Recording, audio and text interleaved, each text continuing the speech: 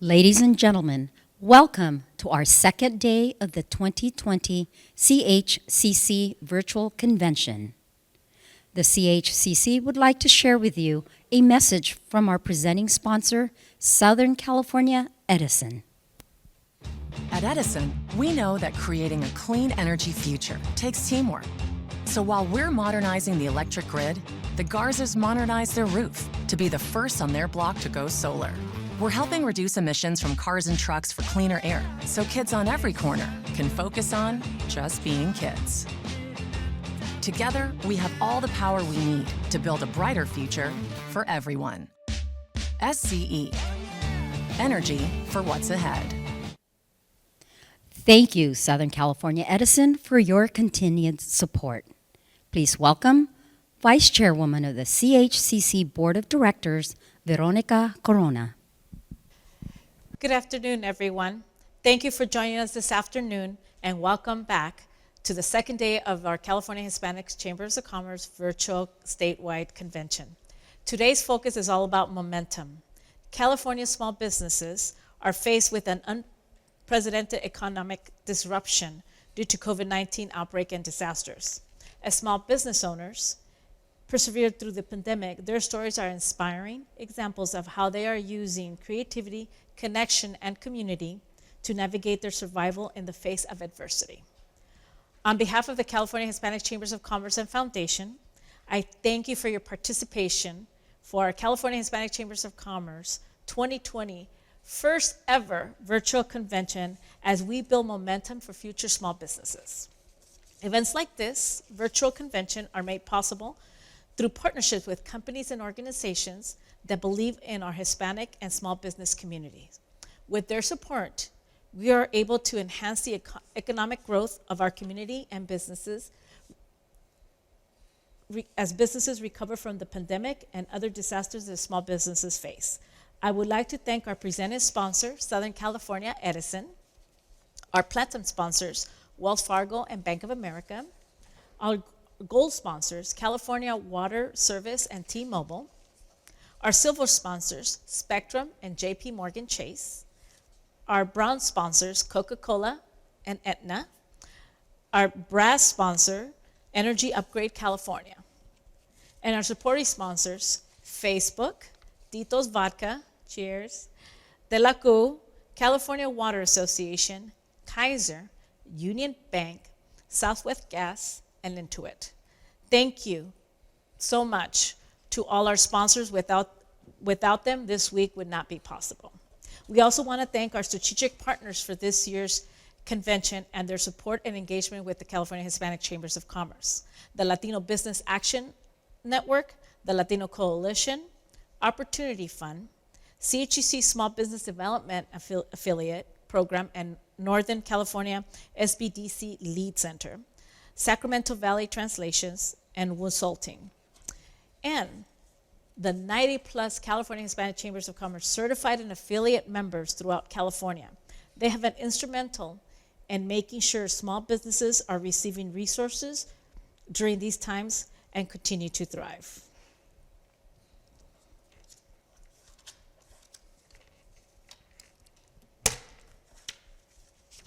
Should I continue? Okay. California Water Service is the third largest publicly traded water utility in the United States, providing high quality water and wastewater services to more than 2 million people and over 100 communities. And Cal Water employees share a commitment of being the leading provider of water and wastewater services and improving the quality of our customers, communities, stockholders, and employees. It gives me great pleasure to introduce Marty Kropelnicki, the President and Chief Executive Officer for the California Water Service. Good afternoon. Thank you, Bob, Veronica, and Julian. It's certainly my honor to be here today to welcome everyone to the 2020 California Hispanic Chamber of Commerce Annual Convention. More than a water utility, Cal Water is part of a diverse community that serves more than 2 million people throughout the state. And we help support our communities through a number of ways, through charitable contributions, through volunteerism with local community organizations, and we share the purpose of improving the quality of lives for the communities that we serve. While 2020 certainly has been a very disruptive year, Cal Water has a number of accomplishments that we're very proud of. First, we continue to partner with our local firefighters through our grant programs and also financially support their needs to protect lives and properties in the communities that they serve. Secondly, we were keenly focused on keeping the water flowing through a number of public safety power shutdowns and keeping our communities well served with a good supply of clean, fresh drinking water. While most Californians were requested to stay home and shelter in place, over 90% of Cal Water employees were on the front line every day doing what they do best, working to provide safe, reliable drinking water for all of our customers, which means we had to adopt a number of COVID standards to keep all of our employees safe. And while this may have slowed us down, it did not keep us from achieving our mission of making sure everyone has a reliable supply of water. No matter how disruptive COVID-19 becomes, it will not deter Cal Water from achieving its mission objectives of serving our customers in the best way we know how. In addition, we're going to continue our critical partnerships with organizations like the California Hispanic Chamber of Commerce and their efforts to help promote a more diverse business in the great state of California. In the water industry, it's not always the glam and glitz, but we do the boring good. And the exciting news for all of our customers is we're going to continue to do our boring good, and we will continue to do our community involvement, our community support, our community grant programs, and we will look for ways to go above and beyond to help serve our customers who have been financially hit hard by the COVID crisis. While 2020 will go down as one of the more challenging business climates that we all operate in, whether it's you, whether it's Cal Water, whether it's the mom and pop grocery store that's in the local community that we serve. One thing that's really important, we're all in this together. And even though we're 6 feet apart, we will get through it. Tomorrow will be a better day and life will go on. So in wrapping up my comments, I want to thank you for letting me join you here today. I wish we could be here in person, but we can't. But I look forward to 2021 and I wish you all the best. Thank you, Marty. And thank you for your committed support to the California Hispanic Chambers of Commerce and the local chambers throughout your service territory. Today, we're not only faced with the pandemic and disasters faced by our communities, we're also faced with the fact that social inequalities that exist in our society. Inequalities facing minority communities can be addressed by leveraging educational and economic programs, civic engagement, and resources to reduce disparities and promote equality for all Californians. Please help me welcome our chairman of the board for the California Hispanic Chambers of Commerce, Mr. Bob Gutierrez, who will be moderating an in-depth discussion with community leaders on equality for all. Bob? Thank you, Veronica, and welcome to our session today. Before we get started with our panel, I want to provide some brief introduction with our panelists that we're honored to have with us today. We have Assembly Member Reggie Jones Sawyer of the 59th Assembly District. He has been played a key role in California's economic recovery. He spearheaded forward-thinking policies that both promote public safety and also enhance justice in our criminal system to make it more fair and transparent for our communities. And we welcome you today. Thank you, Assembly Member. Also with us today, we have Deborah Gorman, President and CEO of Greenlining Institute. The Greenlining Institute is a policy research, organizing, and leadership institute working for racial and economic justice. Being the first generation in her family to go to college, her experience gives her a in-depth understanding of what it takes to serve historically underserved and underrepresented people. Thank you, Deborah, for joining us today. Also with us today, we have Jose Otilio Hernandez. For the past 22 years, developing and implementing policy solutions at the local, state, and federal level. Currently, Mr. Hernandez serves as the founder and president of Ideate California. At Ideate, he works with a team of consultants to manage policy development for public, private, nonprofit, and philanthropic clients, as well as build diverse coalitions and networks. We welcome all three of you today and look forward to the discussion. As our vice chairman has said, Inequities facing minority communities can be addressed by leveraging educational and economic programs, civic engagement, and resources to reduce disparities and promote equity for all Californians. Today, we're going to talk about your guys' all experience in this space. And we'll start with you, Assembly Member. Can you share with us your role and your experience in addressing inequities in our state and in our communities? Well, thank you. And obviously the bad thing about COVID that in minority areas, especially African American Latino, my district, 95% African American Latino. And as we all know, because of the underlying conditions like diabetes, heart disease, our communities have been hit the worst. When it comes to small businesses, especially street vendors, they aren't always been really receptive or being brought in by the federal government. And so the state has had to come in to fill those gaps, especially at the top, at the White House, as you know, has not been very friendly to both African Americans and Latinos. And so at my urging, I asked Governor Newsom to establish the California Immigrants Relief Fund, allowing undocumented residents to apply for monetary relief to assist their financial situation due to lack of employment and inability to apply for federal funding for either their company or whether or not they're unemployed.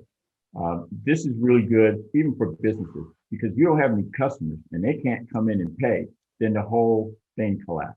I also created the South Los Angeles stimulus package to support small businesses and business owners in my district with small business loans, approximately $50 million to get through the rest of the year. Think about that. $50 million to make sure we can sustain our small businesses throughout the rest of the year. And I also wrote legislation that supports real-life programs that place formerly incarcerated youth and adults into a pathway to reentering society with skills and opportunities at a second life recidivism cycle. Look, you got to understand, in our district, when it comes to dealing with law enforcement and the criminal justice system, it hasn't always been friendly to us. And so we need to make sure that whether it's ICE detention camps or the prison system, that they're not filling them with African American and Latino. And we need to stop that cycle so that we can keep families together and that we can bring people back in the community who may have served time or who may not have their proper documentation to be here. We need to keep them here. Now I believe really it's the time for the state and businesses to jointly invest in STEM and STEAM programs and renew our commitment to CTEs, career technical training. Look, these programs offer skills that are going to keep them employed for a very long time, that not everybody want to go to college, but we also know in the future, you're going to have to understand technology. I'm looking at the individuals on this right now. Some of us used to be able to change our oil in the backyard. I think you can't, without a computer, you can't even find where the oil stick is to check your oil right now. That's how important we need to get our young people, especially in Latino and African American community. We got to get them up to speed on a technical standpoint. That was brought out during COVID when we found out we don't have access to a lot of the infrastructure you need for our computers and laptops to be able to do that. We must build systems to provide that accelerate our skills, because I do believe that both the local control formula, which I helped set up with both the Latino caucus and the African American caucus, we were sending money to affluent schools, while poor schools like in South LA in my district were getting the same amount of funding. But a school in Beverly Hills where my ex-wife, no, I say my ex-wife, but my ex-wife she was retired now, but she was a teacher. When she worked on the Beverly Hills west side of Los Angeles, they would have fundraisers. They were bringing $1 million because they had football players, children, and everything. You know, in South LA, we can barely, if we raise $10,000 during the year, that's a good year. So we need more of the state funding coming back into minority and poor new neighborhoods. And so we've done that. And we need to do more to make sure more money comes down to our neighborhood. And then I'm into innovative things, like we must support small businesses and innovative, progressive entrepreneurial industries, like apps, like economies. And, I know it may be controversial, but even businesses like cannabis. There are a lot of people in both Latino and African American communities that fill the prison.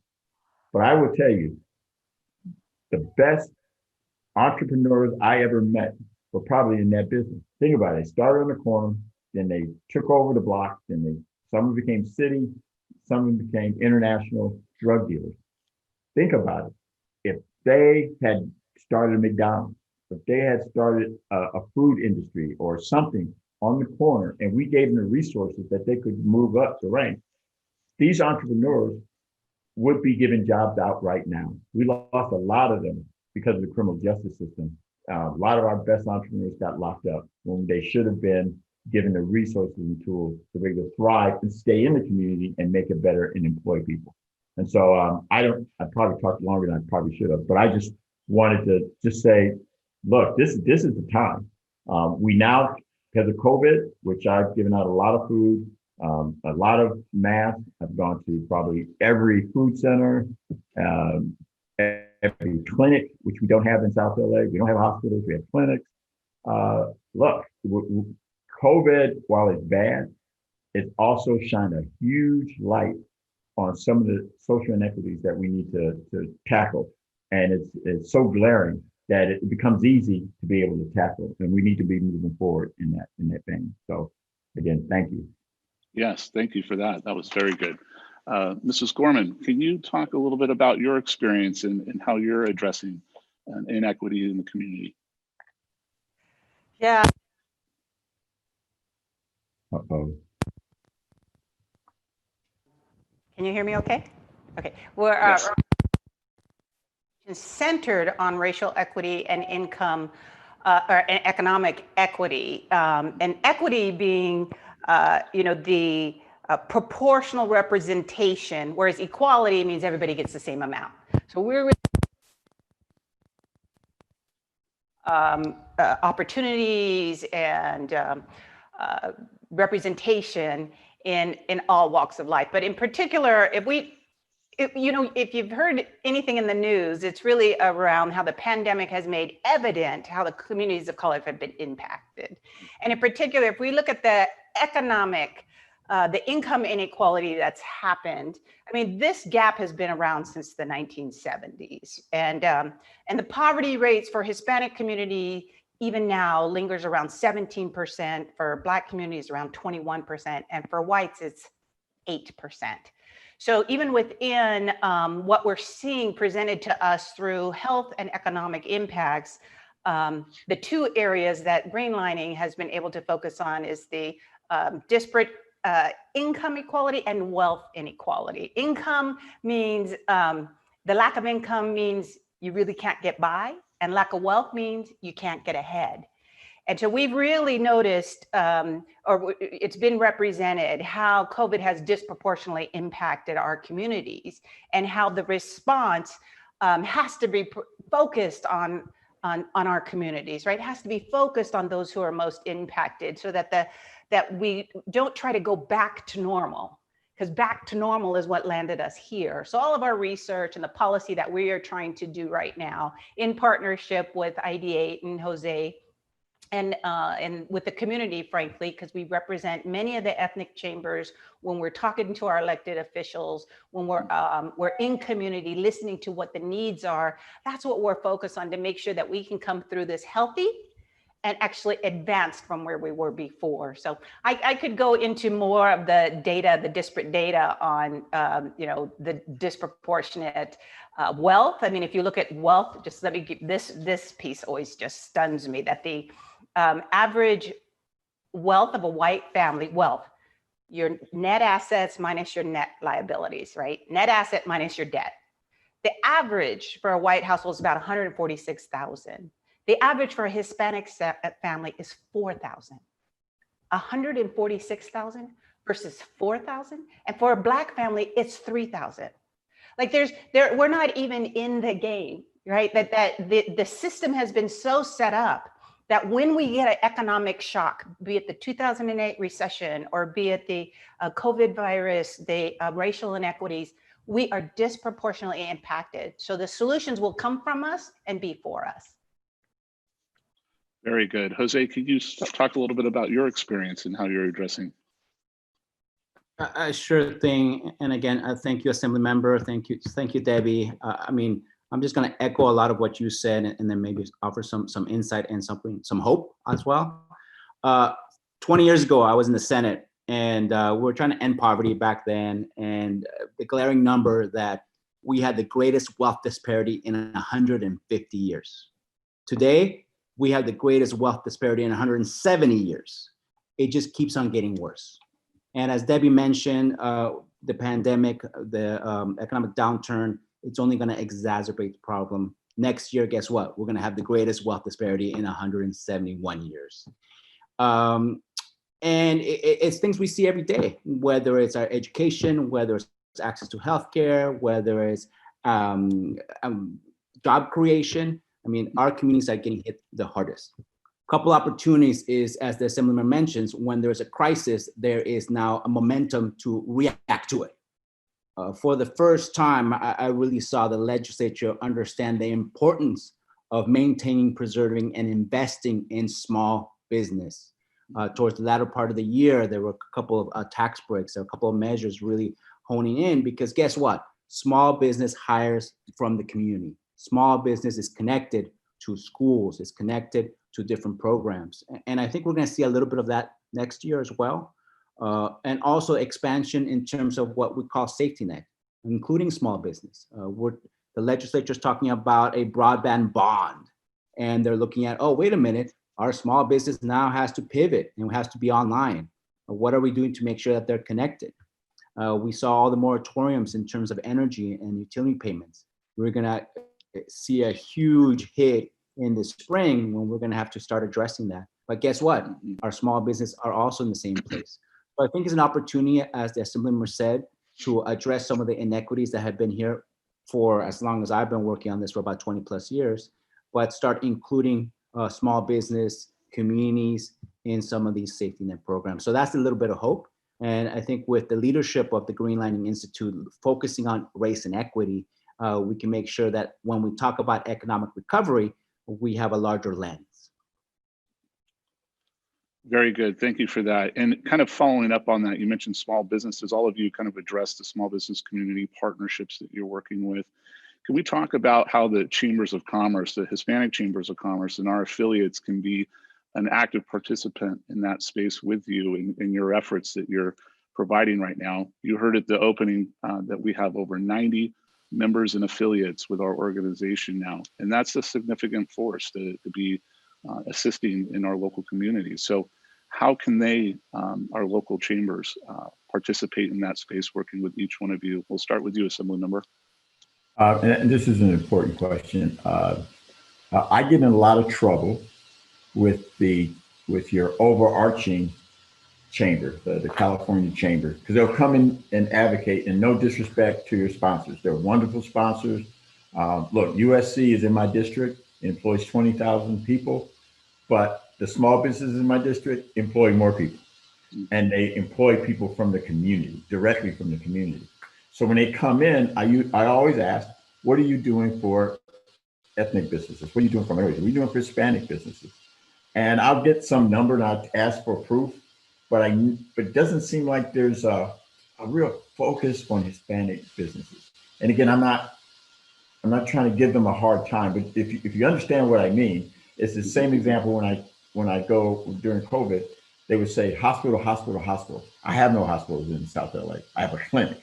And they would say, oh yeah, we'll get money down to clinics eventually. Well, that's the trickle down theory. And we know what that was like under it. Sometimes it just doesn't work. So I don't want trickle down happening for businesses. And so when I talk to them about what stimulus programs should we have, I think a lot of them are looking at the big ones. Look, if you know what happened when the car industry was hurting, we dumped billions of dollars to keep them solvent. But I will tell you, small businesses employed more people, okay, than the car industry. If we bailed out the banks, you know how much that was. But if you talk about how many people they employ, it's nowhere in comparison. And so we need to come up with a small business plan in California that will help improve small businesses and even get them from maybe minority owned, maybe weebies. We're real proud of those programs, the disadvantaged programs, but they never become primes, especially on government contracts. And so that's where the government can help. We're supposed to create those ladders so that you become a multi-million-dollar prime. Instead, we let you become little thousandaires. Look, I wouldn't mind making $100,000 a year, $200,000 a year profit and all of that, but I would like to be able to get a chance to become a multinational corporation one day, to be a large company that's employing thousands of people one day. And we need to talk to the Hispanic Chamber to say, what's prohibiting you from getting there? What are the stumbling blocks?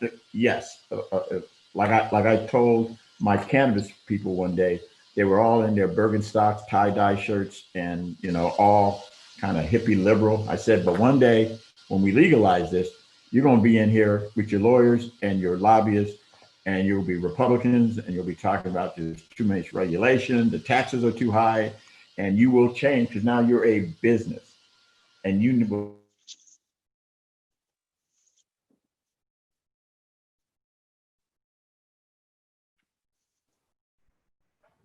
advocate for that so we can put it in the budget. Look, we come up with all these great ideas about increasing salaries and all these benefits. I think we should give subsidies for that. It's our idea. We have, if we put something on government, like a local entity, like a county, or we have to provide that funding. Why aren't we doing that with the private sector? If there's something like minimum wage, whatever, we should be providing some kind of subsidy to bridge that. We shouldn't just boom, put that shock on all businesses, especially small businesses. And so that's where you can help. Tell me if you're able to tell us elected officials exactly what you need, whatever crazy idea we have, exactly what you need to be able to make it, to be able to implement it. Not only will it go a lot smoother, but it may also educate us before we actually implement something. We may even back off of an idea if we truly understand how much skin we now have to put in the game, if you understand what I'm saying. Sure, absolutely. I appreciate that. And one of the programs we do here have at the California Hispanic Chamber of Commerce is our SBDC.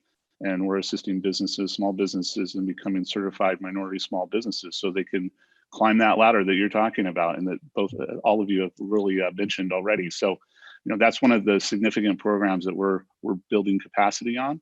And we could certainly use your help at the Capitol to ensure that we're continuing to offer that capacity statewide. So thank you for that. Is the general fund funded, or do we find another source of income? It's funded through the SBDC program, so we'll have to get back to you on how we can bridge that. But yeah, we appreciate that. Thank you. Well, I'm on budget, just a hint. Yes. Mrs. Gorman, can you talk a little bit about that as well? Yeah, well, first of all, I went to the virtual convention yesterday, and that was just awesome.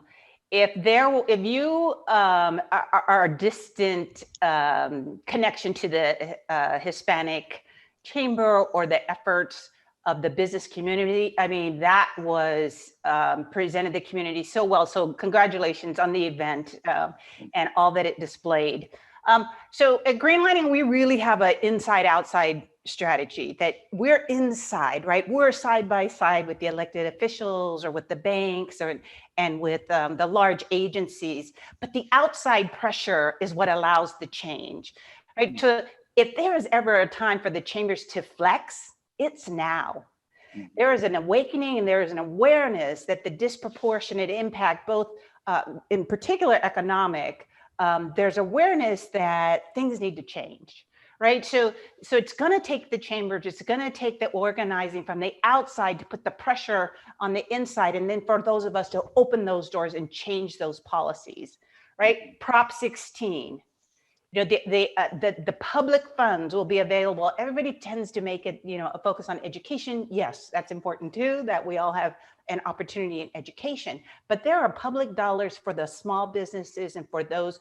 And then there are the the public dollars for faculty, for representation, management representation with those those are all of our tax dollars. And so it's going to take organizing, and that's what I feel the chambers are. It's not only just the services that wrap around to make sure that our voice is heard, but it's also, as you were saying, because I sat in part of the CBDC and saw sort of how we're holding up our businesses.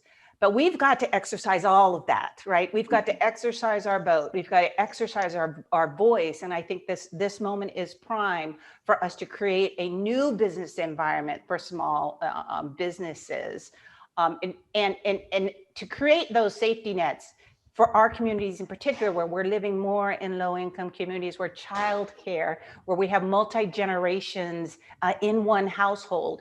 Like, those are all things that help sustain small businesses that we should be addressing. So now is the time. And if anybody didn't join the convention yesterday, you would see how thoughtful and powerful the Hispanic business effort is right now, and how much of a vibrant part of our community it is. And it's similarly with the AAPI community and the African American community. Can you imagine if we can all just put together as a solidarity movement, regardless of the outcome? Because if the outcome, 45 stays in, we're going to have to have solidarity. And then if we have a new administration, we are going to have to hold them accountable. So in any case, the small businesses have to lift their voice now, have to demonstrate our fortitude, and that we are actually the future of what business, employment, social fabric looks like, I think in particular for California.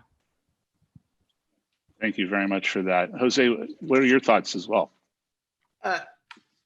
Echo that, and I would add that the Hispanic Chamber needs to make profits, hire more people, and reinvest back in the community. It's what we do. I mean, that's one of the things I've noticed in the last 2 years working with you, is that you don't need a local hire policy. 98% of your employees are from the community that you reinvest back in. And so it's great that we are now kind of being more thoughtful, strategic in terms of activating members and interacting with the legislature. But the Assemblyman is correct. They need to see it firsthand. They need to hear it firsthand. And let's come up with policies, the real economic recovery policies that improve the outcomes of small business and in turn our communities. I appreciate that. And, one of the things that we've been working on and seeing examples of is the collaborative efforts that are taking place at the local level. In my own community, the Hispanic Chamber of Commerce is working with the African American Chamber of Commerce to get them the tools and resources, working together collaboratively to build their program, right? So they can be more impactful to their community. And I think those are great examples that we can see happen throughout the state. And with the right resources and the right leadership, you can definitely make those happen statewide. So again, thank you, all three of you, for the efforts that you're putting forth with your respective organizations. Kind of as we move forward, looking at new measures, you've all mentioned this, going into 2021, still a state of unknown. So what are some of the things that we could start preparing ourselves for now to make an ask for as local chambers and a statewide organization representing small business going into 2020? Assembly member, I'll start with you. So I sat in a meeting with one of Clinton's former labor secretary, and one of the sobering things he said, again, is about small business. He said that probably half the small businesses in America will probably fold. Think about that. Half the small businesses in America, because of COVID-19, may ultimately have to fold. In Latino areas, it's even worse. It could be as high as 70%. And so if that's your reality, if that is something that's a known, then we need to have a serious conversation, a serious bailout on every level on how to sustain all of those businesses. And I keep going back to what happened with the bank. I don't think we have to put as much as we did when we tried to save the banks or we tried to save the auto industry.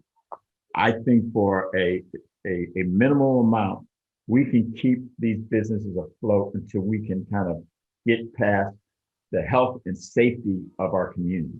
Because that should be number one, making sure, where we're up in the 210, 15,000 people nationwide have died. And when they do the aftermath, they're going to say that Latino districts were hit worse than anywhere else. And so we've got to get past that. At the same time, trying to make sure our businesses don't die too. And so I think an economic stimulus plan that will not only sustain, but then we add another component on sustainability throughout a long period of time. Because if you're a business that can make it through COVID and then make it through the next year, because I'm an optimist. I hope that we dig our way out by 2021. We'll be able to do that. So that's where we need input. What is it that you need? And the other thing is, we're going to have to be a little more, we're going to have to be a little proactive on teaching people how to access dollars, whether it's, it's hard to get money from a bank. So we're going to have to teach people how to get access to capital. And then we're also going to teach people how to get access to these grants and loans that government may be offering. Look, if you're a small business, you don't have time to sit down and fill out an application all day. You don't have the money to hire a grant writer to write your grant. You don't have those. So we may have to provide some of those individuals with those skill sets so we can get the money out the door to individuals. Otherwise, we'll get frustrated. We'll have this pot of money. We'll be frustrated, like with the homeless situation. In Los Angeles, if you don't know, we voted for hundreds of millions of dollars to handle the homeless situation, handle housing, and it doesn't seem like it's moving as fast as we would like. Think about it. The money's there. The money is actually there, and we can't quite move it down at the local level. And so I don't want it to get bogged in bureaucracy. I don't want businesses to get big down. Look, I worked for the city of Los Angeles for 25 years. I'm a recovering bureaucrat, so I know how difficult it is to get through that paperwork. We need to simplify it and make sure it gets to the people that need the help. Well, I appreciate that. And Deborah, what are your thoughts? Yeah, I think for sure we have to center race in a way that is not, when the assembly member says, a bailout, it feels like a handout or a help. Wealthy people aren't ashamed of asking for taxes, for their taxes be cut. The airlines are lobbying big time for their industry right now. They're at the table screaming. They have spent $10 million in the last 2 weeks, and they're about to get some dollars. So I think we need to approach it that we are deserving. In fact, I would argue more so because we are the backbone. So we want to center race in these solutions. No matter what somebody puts on the table, ask what the racial impact is. Ask what's the data, what is the data of the result we are trying to achieve. So first I would do that. It's got to be multi-sector, right? Multi-dimensional, multi-directional. Because there's food service or retail. No, we are in all areas of business. We need the solutions to address all the areas that we do business. And of course, the intentional benefits. We want them articulated. Who is being benefited, where? Because the large corporations, there's no shame in their game. They're like, give me bailout. I'm too big to fail. Well, we're too many to fail. There's just too many of us to fail altogether. I think it also has to build capacity in our community. I think that we have, this fortitude and this ability to make something out of nothing, right? And the fact that we can build that capacity then will sustain more of our community, and that economic engine inside our community then will allow us to do other things. I think it actually needs to be community driven. If we're not at the table when that solution was driven, then we need to ask for a remake of that solution. If somebody went into a smoky room, and if you all are in that smoky room, I'm good. They go into a smoky room and nobody's in that smoky room, then we're not good. We have to be in the, the colloquialism is at the table. We actually want the representation because we know the solutions that are best for our community. And lastly, it needs to be wealth building. I think there's going to be a tendency to go back to normal. Go back to what you had, be happy with getting back to normal. And when normal is what got us here in the first place, right? That the pre-existing condition was the racialized system. So we don't want that condition anymore. We don't need that pre-existing system.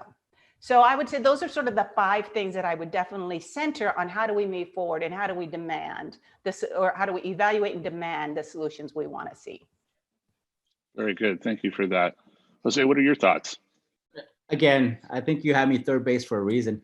But strategic, being strategic and intentional. I think both Debbie and Reggie mentioned that. Assemblymember John Sir mentioned that. That really hone in on kind of the breadth and depth of the Hispanic Chamber and the members and the impact.